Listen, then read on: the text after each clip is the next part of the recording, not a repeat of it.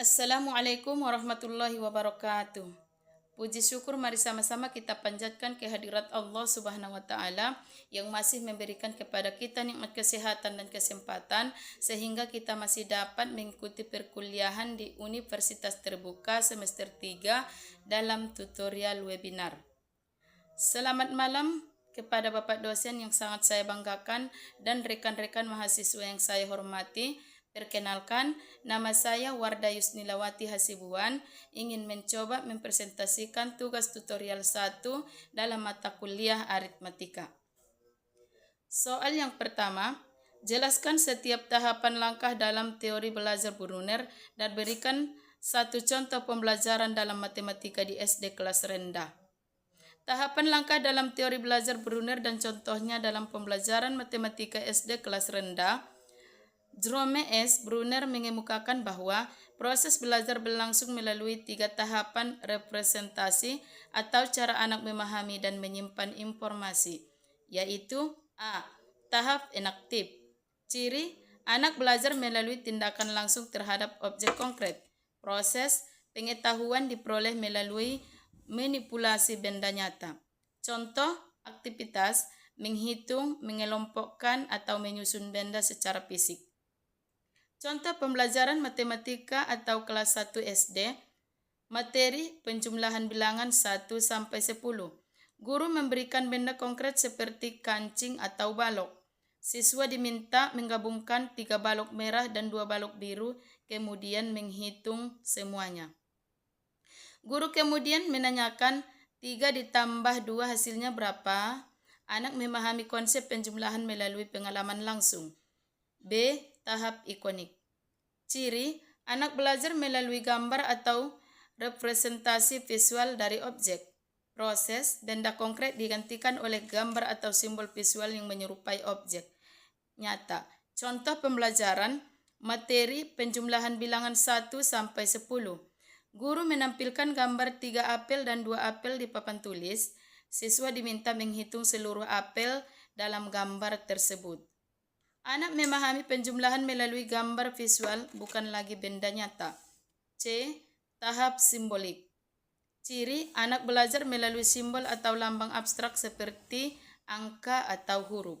Proses, anak sudah mampu berpikir abstrak dan memahami simbol matematika. Contoh pembelajaran, materi penjumlahan bilangan 1 sampai 10. Guru menuliskan 3 ditambah 2 sama dengan 5 di papan tulis. Siswa memahami bahwa tanda positif plus berarti menambah dan garis 2 diartikan sama dengan. Anak belajar menggunakan simbol matematika untuk mempresentasikan konsep yang sebelumnya dipahami lewat benda dan gambar. Kesimpulan singkat, tahap enaktif. Ciri belajar, tindakan nyata, media, benda konkret, contoh aktivitas, menghitung balok atau kancing. Tahap yang kedua, ikonik. Ciri belajar, representasi gambar, media, gambar atau ilustrasi, contoh aktivitas, menghitung gambar buah. Tahap yang ketiga yaitu simbolik. Ciri belajar, simbol abstrak, media, angka atau simbol matematika. Contoh aktivitas, menulis 3 ditambah 2 sama dengan 5. Soal yang kedua, pilihlah salah satu model pembelajaran, berikan contoh pembelajarannya dalam matematika di SD. Materinya boleh dipilih sesuai keinginan mahasiswa. Contoh, model pembelajaran dalam matematika SD, model pembelajaran kooperatif tipe Think Fair, Share atau TPS. Alasan pemilihan, model ini efektif untuk meningkatkan pemahaman konsep atau komunikasi matematika siswa. Siswa terutama di SD karena memberi kesempatan untuk berpikir mandiri, berdiskusi, berpasangan, dan berbagi ide. Contoh penerapan dalam matematika SD, kelas 2 SD, materi pengukuran panjang cm dan meter. Tujuan, siswa dapat membandingkan panjang 2 benda dengan satuan cm.